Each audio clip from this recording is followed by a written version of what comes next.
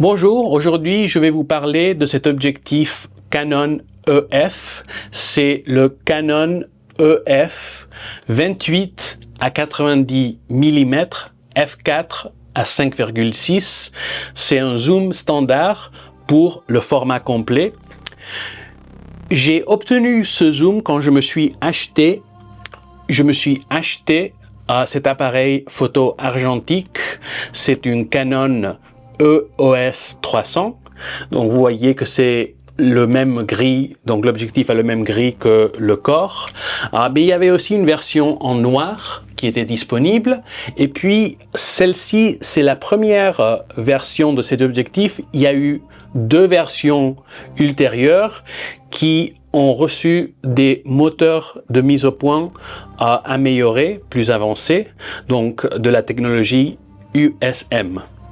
Cependant, la construction optique est restée la même. Ces deux appareils partagent la même monture d'objectif. Même si cet appareil vient de la fin de l'ère de la photographie argentique et celui-là vient du début de l'ère digitale.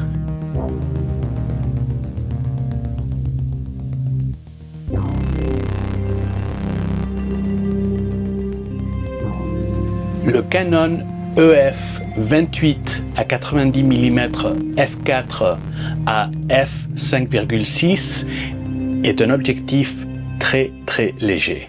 Sa construction est entièrement en plastique, même la monture. Évidemment, la partie optique est en verre, mais c'est un objectif très léger. Sur mon appareil photo digital, le Canon EOS 30D, le camp de visualisation commence à 44 mm à peu près et arrive à 144 mm. Donc ça, c'est le rang du zoom. Ce qui est une échelle un peu bizarre, c'est pas très commun, mais ça prend en compte le facteur de réduction du senseur, puisque mon appareil photo digital a un senseur APS-C, donc plus petit que le format complet.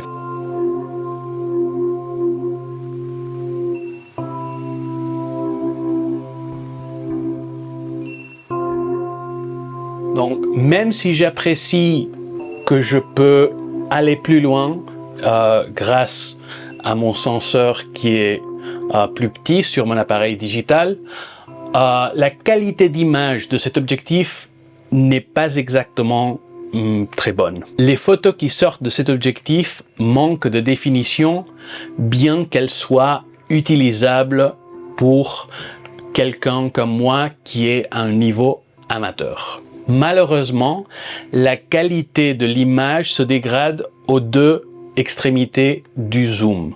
Au milieu, il y a une légère amélioration, mais c'est quand même plutôt décevant quand j'utilise mon appareil photo digital. Toutes les photos exemples que vous voyez dans cette vidéo ont été prises en format RAW, et puis je les ai éditées légèrement sur un logiciel Affinity Photo, mais c'était juste pour augmenter un peu la lumière, la saturation des couleurs, mais je n'ai pas touché à la définition ou tout paramètre qui changeait le niveau de détail de la photo. Donc ça, c'est direct de l'appareil photo.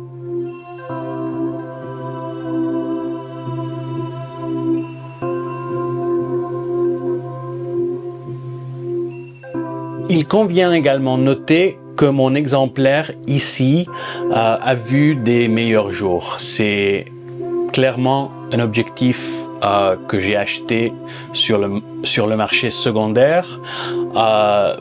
Le propriétaire intérieur a mis un filtre UV qu'il n'a pas pu enlever. Il s'est coincé et puis il a dû briser le filtre et maintenant il est coincé.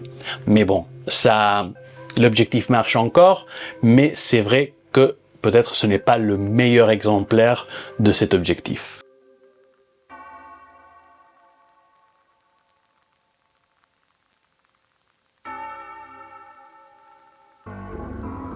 La bague de zoom est fonctionnelle, mais elle n'est pas très douce. Je ne sais pas si vous entendez le son. Donc ça marche, vous voyez à quel niveau l'objectif s'étend. Et puis pour passer à la mise au point manuelle, on peut le faire. Il faut juste utiliser cet interrupteur pour découpler le moteur de l'objectif, disons de la partie de mise au point de l'objectif. Et puis vous pouvez tourner donc cette partie frontale. Il y a un gros inconvénient avec ça. Si vous aimez les filtres qui dépendent d'une certaine orientation, par exemple les filtres CPL ou les filtres ND qui ont une gradation, là ce n'est pas idéal puisque quand vous faites la mise au point, soit en mode manuel ou automatique, vous allez changer l'orientation donc du filtre. Pour moi, c'est pas un gros problème, mais je voulais quand même le montrer.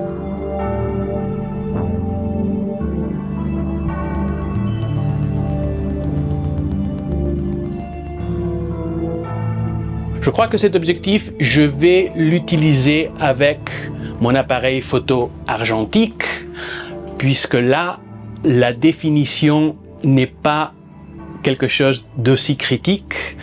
Et bon, déjà, visuellement et puis en termes de ergonomie, ça marche mieux.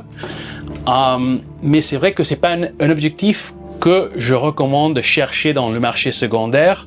Si vous achetez un appareil photo et puis cet objectif est ajouté comme quelque chose de gratuit, c'est bon, vous pouvez en tirer usage, mais c'est pas un objectif très prisé à mon avis, selon mon expérience.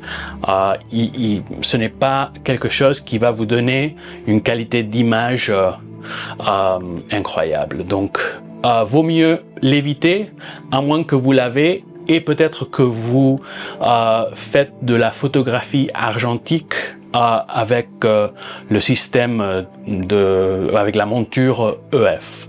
J'espère que cette vidéo vous a aidé à comprendre ce qu'offre cet objectif et que vous ayez une très bonne journée et jusqu'à la prochaine. Au revoir.